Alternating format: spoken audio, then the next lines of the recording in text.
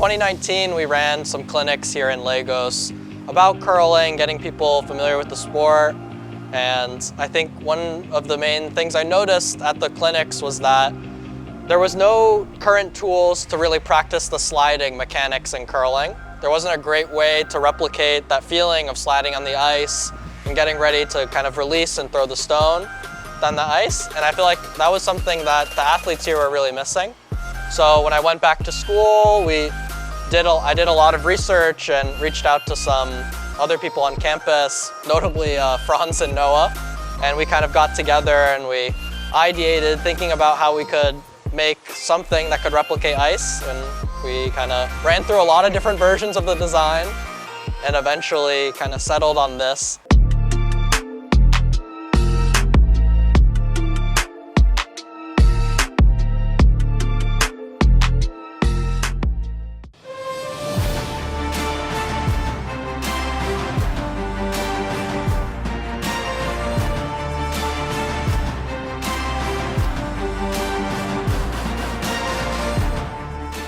Hi, my name is Chris and I'm here with Franz and Noah building a dry curling aid here at the Secretariat for NCF. Right now what we're doing is we're using some irons to apply the first layer of our coating to the surface, and that will kind of act as a way to create a low friction surface. The first layer is fatty acid that's used for hardening soap, so it kind of leaves a soapy finish on the top of it, and then once we're done coating these wood sheets with that, we'll move on to applying a different fatty acid that has a slightly lower melting point. And from that, we'll be able to replicate the frictional properties of ice by creating a system that allows for a small fluidic layer to form when people are sliding across it.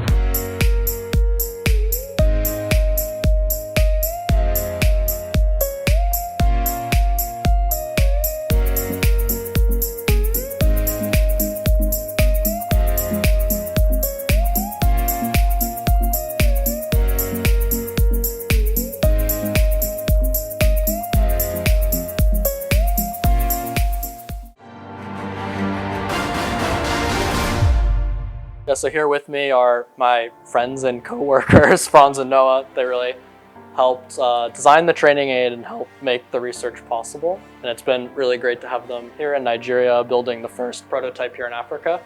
And I think they're just as excited as I am to see the kids using the training aid in the coming days. So one of the important components of this project is to source all the materials locally.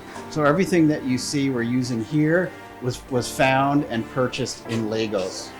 That's very important so that we can make this scalable across the world. We want to send these instructions and a list of materials and equipment to other countries that are interested in doing this. So Chris and his team are going to make it available in an open source model for free so that we can expand curling across the world.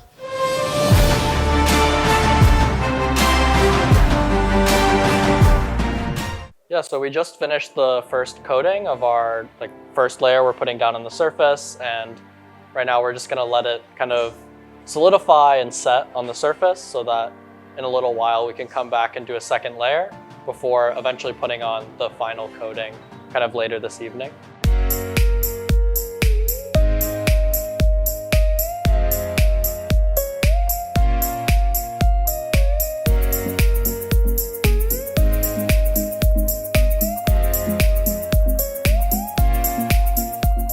Working on it since the very beginning. I was living with my partners Chris and Franz when we thought of the idea, and that was around 2 years ago, and we've the entire way been designing and building and testing.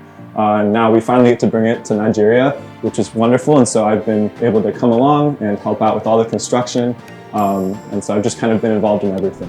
I think it's really wonderful to be able to expand access to a sport that normally requires really cold temperatures, which obviously that's not really the norm in Nigeria, but now we can bring it to countries like Nigeria where it's a lot hotter and allow people to enjoy the sports and compete on a national level or just for fun. We really like the idea of spreading curling all around the world.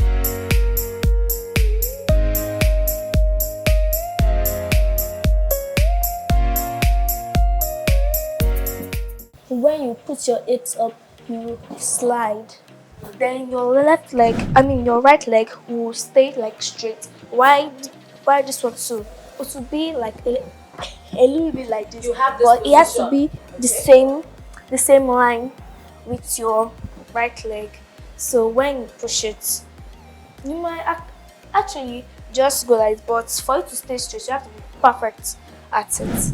This is amazing. When Chris approached me 3 years ago, I never expected we go this big, this far, and especially the last few days, seeing the kids use the prototype for the first time, seeing them slide for the first time, that really showed me that we've been successful and that it's going somewhere.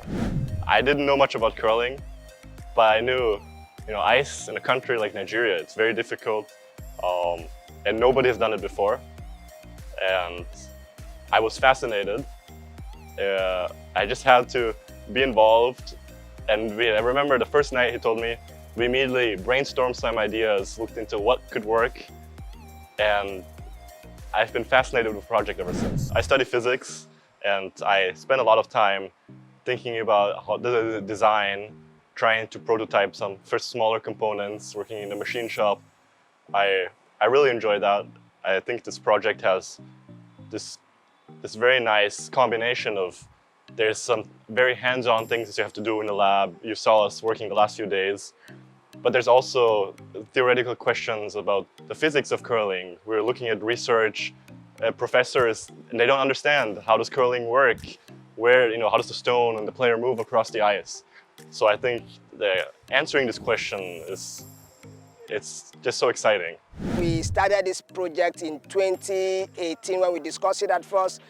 It seems as if it's going to be mission impossible. So when we tabled it on a bigger house, we found out that it was possible. So we initiated the move by also encouraging Chris to go ahead for it, which the Nigerian Curling Federation issued a letter to that effect to his school, Stanford University. And thereafter as well, we had to, link him up with the WCF that aided him as well to, come up with this invention, and it's awesome. It's always about aiming high and doing your best to kind of realize your dream. And I guess for us, the dream was really facilitating anyone, anywhere in the world to curl. Anyone who wanted to curl, we wanted to make sure that they had an ability to do so in the most authentic way possible. And we kind of just took all the steps to really make that happen. We talked to experts on curling, experts in engineering and physics, and really worked with everyone to get a good sense of how we could make a design that would really help realize this dream. And then obviously we've had great support from the World Curling Federation and NCF all throughout the project, getting some funding from World Curling Federation and also getting some logistics support and even some help ideating on the idea and figuring out how we could improve it from people here at NCF and on the ground here.